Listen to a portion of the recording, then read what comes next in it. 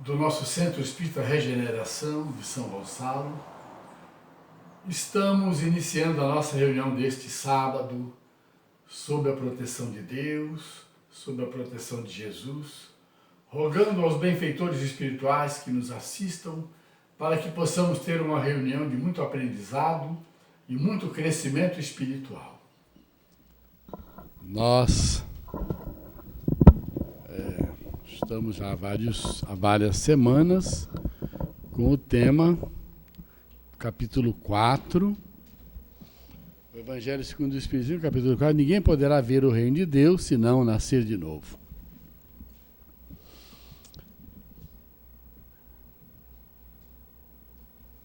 Nós vivenciamos toda hora, todo dia, quando nessa vida de relação com o próximo, oportunidades de conversar e de falar sobre reencarnação. Às vezes o tema é bem recebido e às vezes não. Com toda a clareza que traz, as pessoas têm uma dificuldade enorme de entender. A maioria quer ressuscitar na glória de Jesus e nunca mais voltar. Não é? A maioria quer ressuscitar. E vai ressuscitar, sim. Nós vamos ressuscitar. Só que ressuscitar é ressurgir no mundo espiritual. Então você vai ressurgir no mundo espiritual. Então uma amiga minha ontem falou assim, eu não acredito nesse negócio de reencarnação. Eu vou ressuscitar na glória do Senhor. Eu falei, eu também vou, mas vou reencarnar depois. Ela disse, eu não vou. Eu falei, então, espera. Mais cedo ou mais tarde, quem sabe a gente se reencontra. Não é? A gente se reencontra. Só que a gente não vai lembrar que nessa encarnação a gente discutiu sobre reencarnação e ressurreição. A gente vai lembrar como a gente discutiu o assunto. Porque não é para isso que a gente reencarna. Não é para discutir, não é para brigar, não é para ficar inimigo por causa de crença. A reencarnação tem funções bem específicas, bem claras. E não adianta contestar a lei, brigar um com o outro, queimar o livro espírita, que a reencarnação continua sendo lei.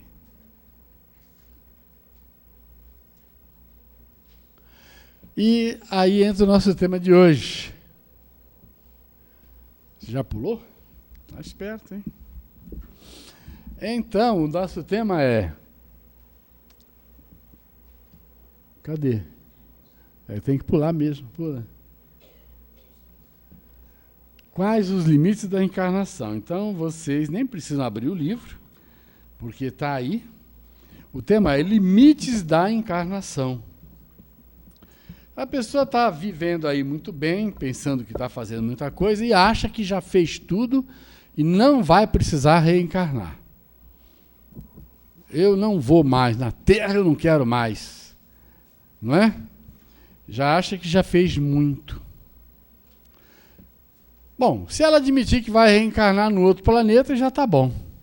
Porque continua entendendo que não está ainda numa condição de espírito perfeito e vai ter que reencarnar. Então aí já está bom. Mas quando a pessoa acha que vai para a glória de Jesus e acabou e não vai mais reencarnar, está incorrendo num erro muito grave. Então vamos ver o que São Luís disse a nós todos lá em Paris em 1859. Aqui está escrito São Luís, mas não tem o médium. Por quê? Porque os espíritos assinavam, mas eles quando tramitavam com as mensagens, eles não davam importância ao médium. E até hoje não se deve dar. Se deve dar o conteúdo. O conteúdo é que importa. Foi do Chico Xavier, foi do Divaldo ou foi do João? Tem bom conteúdo? e o Espírito diz que é ele, é isso que importa. Será que é dele? Isso importa. Saber se é verdadeiramente de um Espírito do Senhor. Quais os limites da encarnação? É a pergunta 24 do livro. A bem dizer, a encarnação carece de limites precisamente traçados se tivermos em vistas apenas o envoltório que constitui o corpo do espírito, dado que a materialidade desse envoltório diminui à proporção que o espírito se purifica. Tá bom aí? Foi isso que eu li? Está espalhado isso. Vai para frente, porque a configuração aí não deve estar boa. Tá? Então, o que já começa dizendo aqui? Que nós não podemos dizer quantas reencarnações nós vamos ter.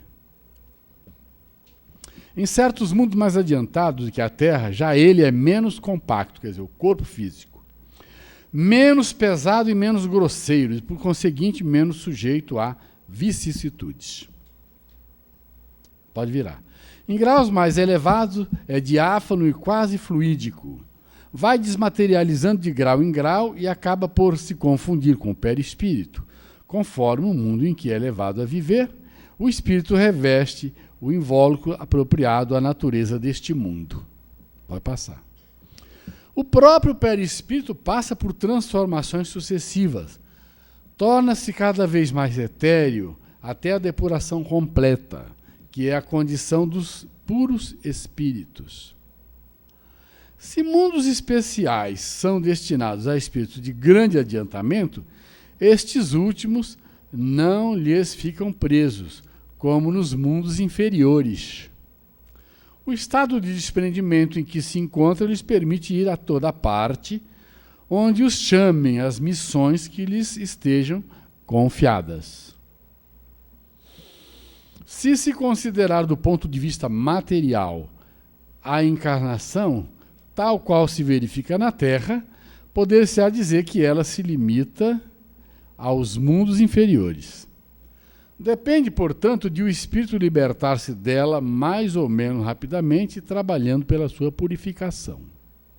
Embora deve também considerar-se que no estado de desencarnado, isto é, no intervalo das existências corporais, a situação do espírito guarda relação com a natureza do mundo a que o liga o grau de seu adiantamento. Assim, na erraticidade, é ele mais ou menos ditoso, livre e esclarecido, conforme está mais ou menos desmaterializado. Olha que lição bonita de São Luís. São Luís é o guia espiritual da França. E ele esteve presente na obra da codificação intensamente.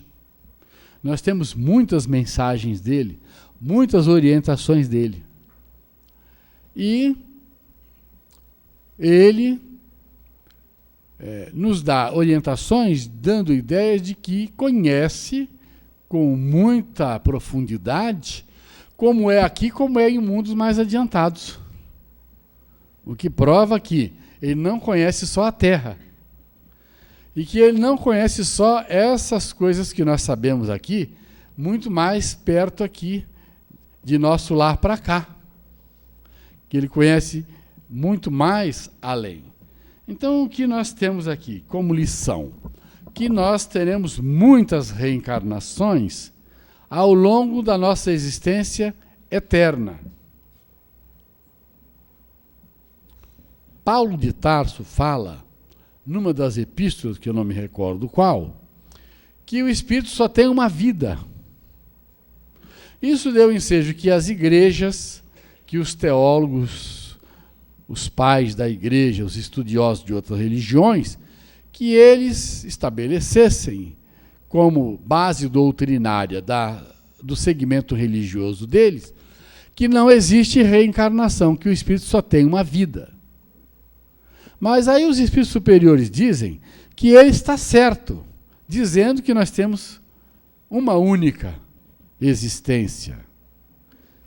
Porque Deus permite que nós venhamos da situação de princípio espiritual até a condição de anjos, sendo o mesmo. Eu sou o mesmo espírito que começou há milhões e milhões de anos atrás. Eu sou o mesmo. Eu venho construindo a minha vida, a minha situação, a minha individualidade. E vou continuar construindo a minha individualidade eternamente. Mas para isto eu preciso de muitas experiências, muitas reencarnações. Não faz sentido que eu espere daqui uns tempos desencarnar e ir para a glória de Jesus. Eu vou viver, vamos usar esse termo mesmo, na glória de Jesus, se eu estiver evangelizado, mas não sem voltar à reencarnação. Porque o processo de purificação ele vai se dando. À medida que eu vou evoluindo, segundo essa orientação de São Luís, o meu corpo físico vai ficando mais leve, vai se desmaterializando. E o meu perispírito também vai se desmaterializando.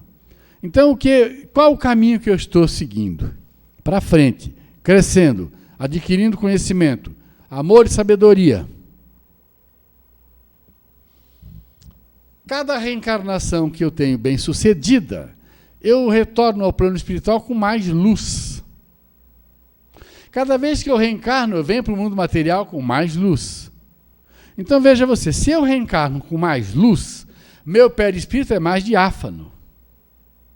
Eu vou entrar em contato com a matéria grosseira e vou influenciar sobre essa matéria grosseira e ela vai ser menos grosseira.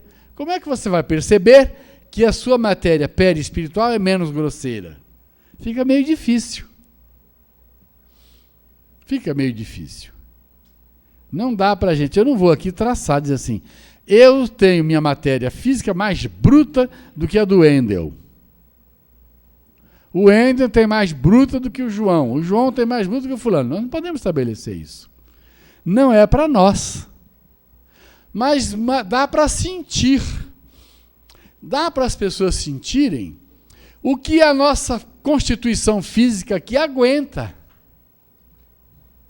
Tem gente que é verdadeiramente bruta, que aguenta um tranco aqui na vida terrível. Tem gente que é mais frágil. Essa fragilidade aparente, física, não é fragilidade espiritual. Não é. Então, é difícil estabelecer quem aqui dentro está com a matéria física mais sutil ou menos sutil. Nós parecemos bastante. E nem dá para você estabelecer se você vai conhecer isso pelo tipo de alimentação que a pessoa usa. Se ele come mais isso ou mais aquilo. Se ele aguenta carregar mais peso do que o outro. Não é assim. Eu, pelo menos, não tenho nenhum estudo, nunca li nada que me estabelecesse uma regra dizendo quem aqui está já com o corpo carnal mais sutil. A gente vai saber disso quando a gente estiver do outro lado, o perispírito mais leve, né? O outro com o perispírito mais pesado. Ah, eu quero volitar. Como? Está cheio de matéria, impregnando o perispírito. Já o outro já sai, ó, leve, espiritualidade. Nós estamos nos espiritualizando, estamos purificando o nosso campo perispiritual e, consequentemente, espiritual também. Primeiro lá dentro, espírito. Depois perispírito. Depois o físico. Na Terra, por enquanto, somos assim. A diferença é muito difícil de se ver aqui no campo físico. Lá no mundo espiritual dá para ver a diferença. Mas em mundos mais adiantados, disse aqui São Luís, lá o corpo físico já é menos grosseiro. Na palestra que coube ao Eduardo, ele fez aquela comparação da Terra com Júpiter e dá uma diferença grande. Lá os corpos são quase transparentes, leves, bem sutis, mas são corpos físicos também, muito leves, com pouca matéria grosseira. Então, gente, estamos evoluindo. Maior esforço agora, mais leveza no futuro. Mais progresso no retorno ao plano espiritual, convivência com lugares, com colônias espirituais, outros espíritos mais adiantados. Está feito isso? Está claro? Está claro isso? Muito bem. Jesus, quando encarnou na Terra, tomou um corpo físico, mas com muito menos necessidades físicas do que nós. Muito menos. Existem espíritos na Terra que têm pouquíssimas necessidades físicas. Muito menos alimentação, menos mesmo. De outra categoria, de outro tipo de alimento. Se você começar agora a se modificar assim, se preocupando, você daqui a 10 anos você vai sentir que alguma coisa que você vier a usar em termos de alimentação vai te fazer muito mal. E isso já demonstra o quê? Que a sua carcaça está mais leve, que as células já não aceitam aquele peso, aquela gordura toda, aquela feijoada pesada no verão. É sério isso. Nós vamos mudando hábitos, mudando as coisas, depois nosso organismo não aceita mais. Isso vai refletir mais adiante. Agora, não adianta nada só comer cenoura, chuchu e alface e ter um pensamento pesado. Não adianta. Eu sou vegetariano. Mas, quando pensa, não pensa coisa boa. Quando fala, não fala coisa boa. Isso é incompatível. Não adianta nada querer se purificar fisicamente se você espiritualmente não está se modificando. Desencarnou um brasileiro muito famoso aí essa semana, e numa entrevista que ele deu, quando a gente estava bem lúcido, ele estava falando qual o regime político que ele mais gostava. Estava falando do regime político, falou assim, eu acho que o melhor regime é o tal. Mas tem uma coisa que eu acho que as pessoas precisam se modificar. Olha a profundidade. Não é o regime político que vai melhorar o mundo, são as pessoas se modificando. Não é o tipo de alimento que eu vou comer que vai me modificar, é o que eu mudar em termos de melhora espiritual. Entenderam? Filosoficamente, as duas coisas estão emparelhadas. Se não mudar a cabeça, não adianta comer alface, que vai ficar fraquinho de corpo, mas com uma mente pesada e torturada e atormentada e agressiva. Tem muita gente magrinha, levinha, agressiva demais, violenta demais. Então os pesados aí se conformem, que os magrinhos também são violentos, são pesados, no sentido de fluido ruim, de fluido negativo, porque não estão se espiritualizando. Então eu acho que aqui eu posso para frente, não posso, pessoal?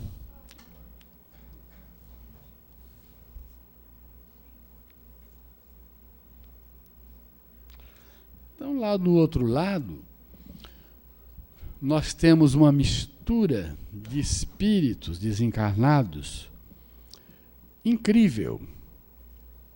Embora a Terra seja um planeta ainda de muita materialidade, nós temos espíritos muito adiantados transitando por lugares que nós mesmos andamos, indo e vindo, com um certo sofrimento, porque os espíritos elevados transitando no campo vibracional pesado, fica mais difícil. É como se nós estivéssemos tentando andar num lugar difícil, onde os passos ficassem pesados, difícil de caminhar, a gente, né, andando na areia do deserto é difícil andar, não é? fica uma caminhada pesada. Os espíritos encarnados transitando no nosso campo vibracional aqui, nesse campo contaminado de vibrações, fica difícil para eles. Mas nós estamos numa mistura muito grande. Muito grande.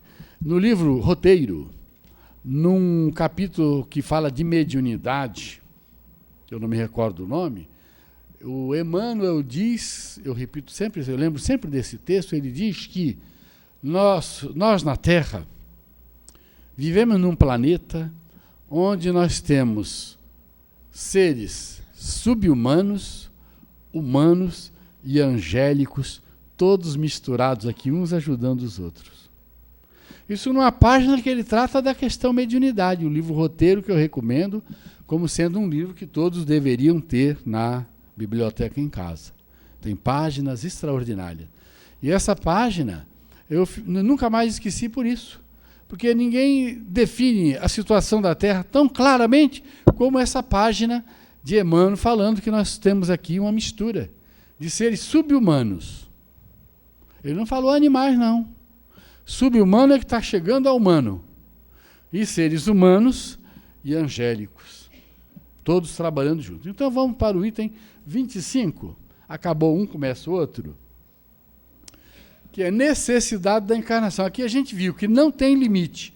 Até chegarmos a espíritos puros, nós vamos levar milhões ainda de anos. Quantas reencarnações? Depende de cada um. Depende de você.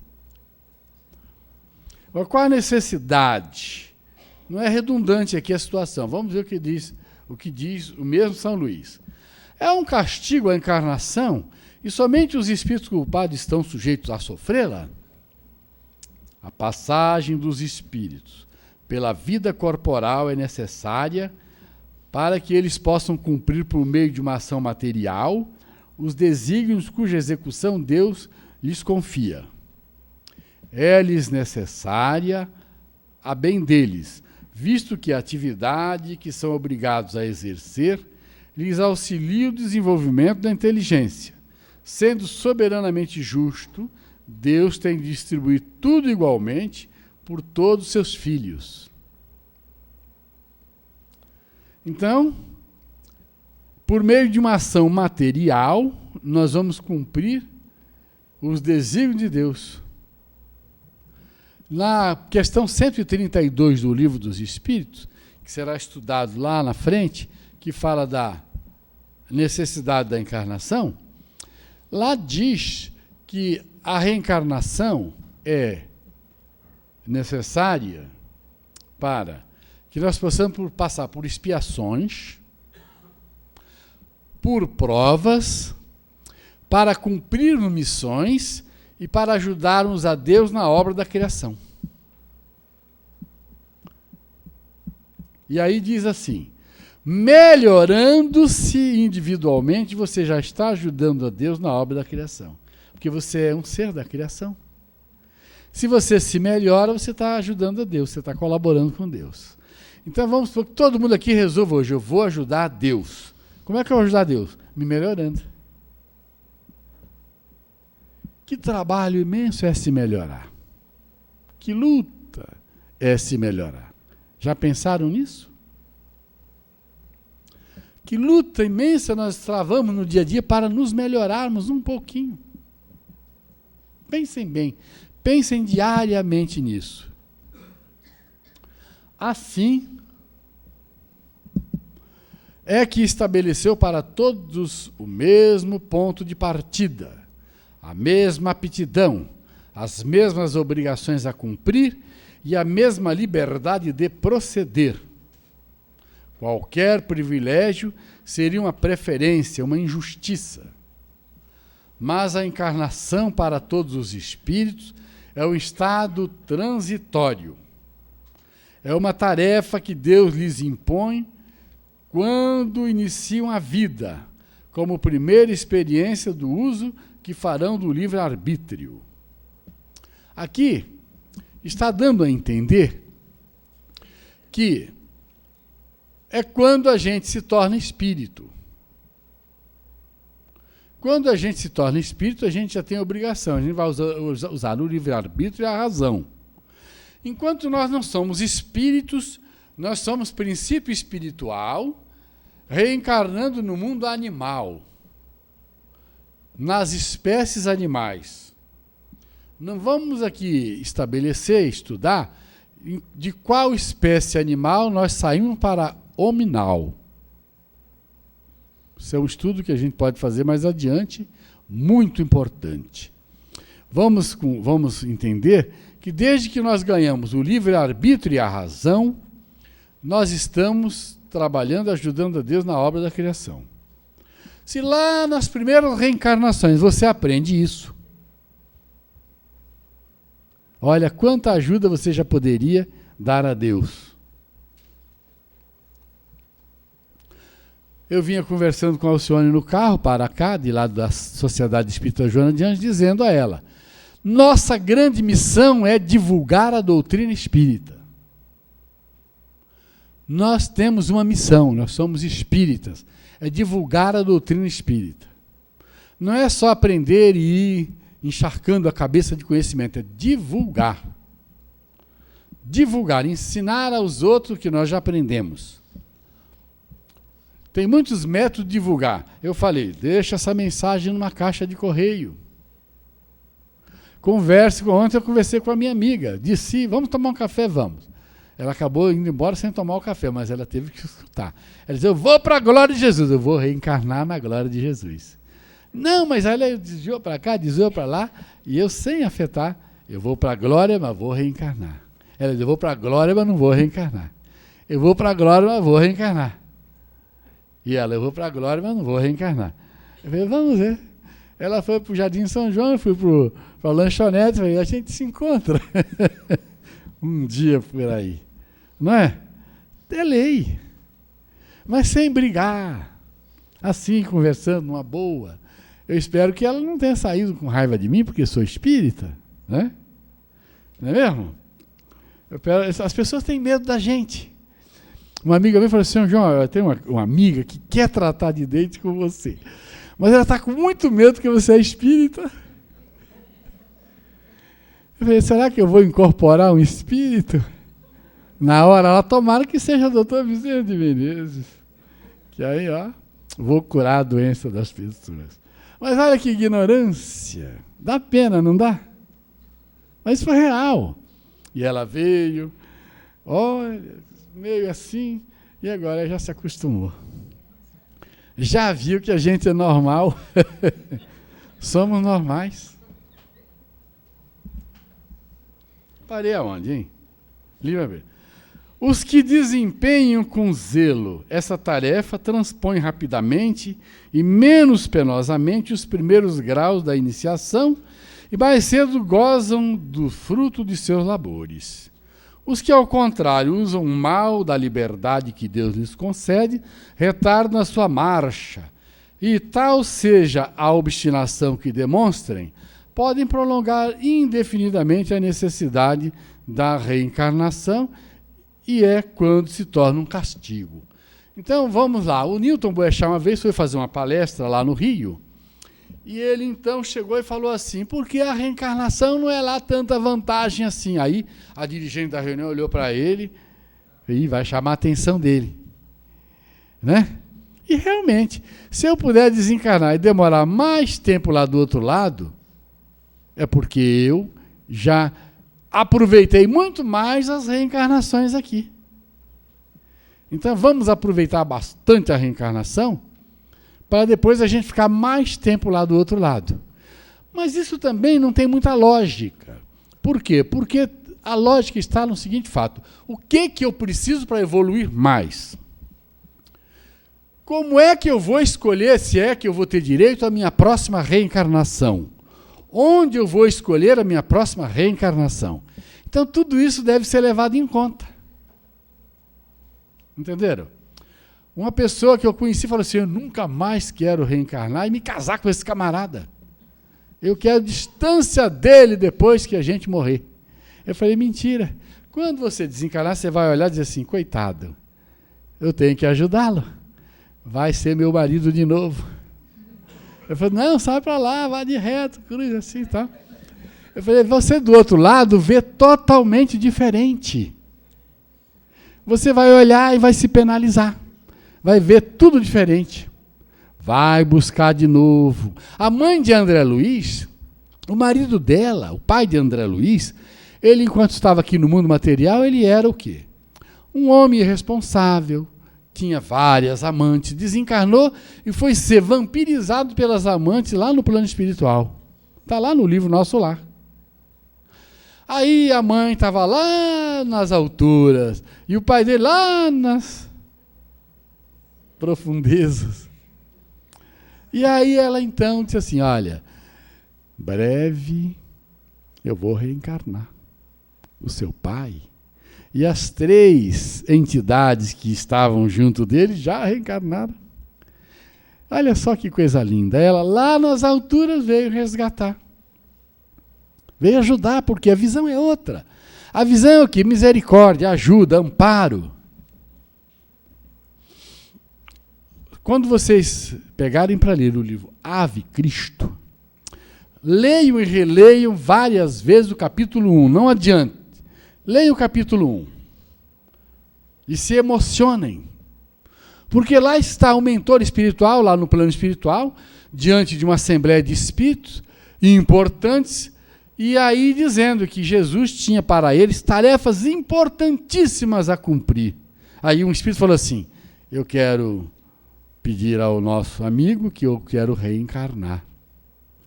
Aí o mentor espiritual diz assim, mas para quê? Jesus tem uma tarefa muito importante para você. Ele disse assim, eu tenho um filho do coração nas sombras, vagando, e eu quero resgatá-lo. O mentor argumentou de novo e disse assim, eu quero reencarnar. Aí disse assim, então tá bem. Eu vou te dar 1 século para você reencarnar e resolver o problema. Então o espírito mergulhou na carne, renasceu aqui e veio resgatar o espírito. E se desenrola uma história maravilhosa no livro Ave Cristo, na qual o espírito reencarnou 2 vezes naquele século que ele ganhou do mentor. Não foi Deus que deu. Assim, Deus vai, não foi, foi o mentor que falava em nome de Jesus. Porque a pessoa lê, a gente lê as obras espíritas, lê o Evangelho, assim, Deus concede, Deus não... Deus, lógico, tudo o que acontece no universo está sob a orientação divina. Mas lá o mentor disse assim, então vai. Tentou persuadir. Foi resolvido ali, naquela assembleia, que ele, ao invés de ir para uma missão que Jesus tinha para ele, muito importante, não sei onde, lá não fala, que ele viria reencarnar para salvar uma alma na sombra. Então, vocês que estão dizendo aí que não vão mais casar com o marido, que é chato, ou vão querer a distância da mulher, que é chata, vocês que vão querer reencarnar longe dos inimigos, né, o filho que não quer saber mais, esse pai eu não quero mais, tudo isso muda quando a gente está na outra dimensão, porque você vai analisar os fatos, vai ver suas carências, vai ver sua necessidade de evoluir e vai pedir, reencarnar até mais depressa. Eu quero voltar logo, porque tem muitas carências para trás. É assim que acontece. E por onde eu vou reencarnar? Com quem eu vou reencarnar? Eu li hoje de manhã muito cedo, enquanto o Alcione fazia um café, uma página, uma história vivida por Divaldo Franco, conhecida de Divaldo Franco. Todas as histórias lá ele conheceu pessoalmente. Onde Ignotos conta que uma mulher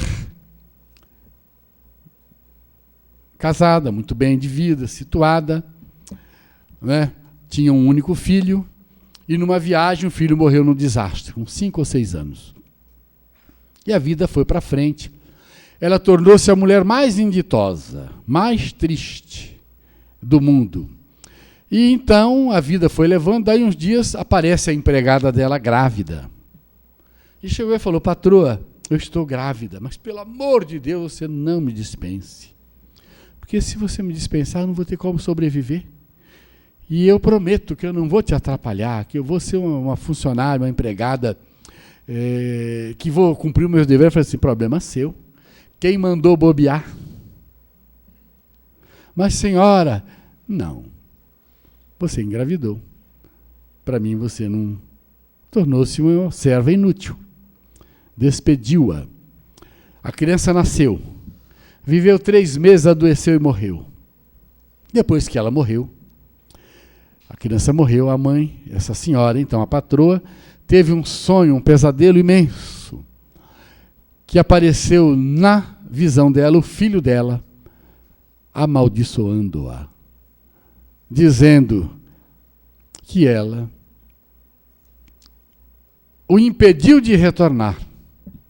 E, portanto, interrompeu uma reencarnação que ele precisava logo de imediato e que estaria junto dela de novo para, inclusive, ajudá-la e a alegrar o coração. Era o próprio filho dela reencarnando através da empregada depois do acidente automobilístico. História verídica. Os livros, tem alguns livros que têm histórias verdadeiras, através do Divaldo, Panoramas da Vida, vários livros, de alguns autores que a maioria não gosta de comprar, porque, olha assim, acha que o livro não é importante. E são os livros onde tem as histórias mais simples, mais claras, que são vividas pelos próprios médiuns que nós conhecemos, no caso, o Divaldo. Então, a necessidade, esse espírito desencarnou, tinha necessidade de reencarnar, ia reencarnar através da empregada, viver no mesmo lar, e a mãe não aceitou. Porque, na verdade, é uma pessoa bem socialmente, mas espiritualmente é uma pessoa sem valores. Por quê? Que uma empregada grávida não serve. Já pensou? Você se recusar de receber o seu próprio filho pelo qual você está chorando? É triste, né? Olha que amargura que ela passou. E ela tinha ligado trompas. Assim. E a história é que ela tinha ligado trompas. Por isso que veio pela empregada. Teve um filho só, não queria mais, para não ter muito incômodo, para não se atrapalhar na vida social. O filho desencarnou com 5 anos, ia retornar pela empregada. São as regras da reencarnação. Não vem de um jeito, vem de outro. Não vem dentro do seu lar, vem no lar do parente. Não vem do parente, vem no vizinho. Não pode vir no vizinho de qualquer jeito, mas vem. Joana de Ângeles diz que os filhos que você se recusa de ter pelo processo normal, cumprindo a sua missão de ter 3, 4, 5 filhos, você se recusa, eles vêm de outra forma e vão se apresentar na tua casa, às vezes, da forma mais dolorosa, como um estuprador, como um assaltante, como um ladrão, como alguma coisa que venha te trazer transtorno pelo fato de você não ter cumprido a sua missão, a sua tarefa, de receber os filhos que estavam na sua programação. Será que dá para ler a nota? Está lá? Uma comparação vulgar fará se compreenda melhor essa diferença. O escolar não chega aos seus estudos superiores da ciência, senão depois de haver percorrido a série das classes que até lá o conduzirão. Essas classes, qualquer que seja o trabalho que exijam, são um meio de o estudante alcançar o fim e não um castigo que se lhe aflige. Se ele é esforçado, abrevia o caminho no qual, então, menos espinhos encontrará. Outro tanto não sucede aquele a quem a negligência e a preguiça obrigam a passar duplamente por certas classes. Não é o trabalho da classe que constitui a punição. Esta se acha na obrigação de recomeçar o mesmo trabalho. Então, a gente, se tiver que reencarnar de novo para fazer tudo o que não fez nesta, é castigo. Mas se a gente reencarnar de novo para continuar o bem que já está fazendo, é a evolução, é a alegria, a felicidade. Assim acontece com o homem na Terra. Para o espírito selvagem, que está apenas no início da vida espiritual, a encarnação é um meio de ele desenvolver a sua inteligência.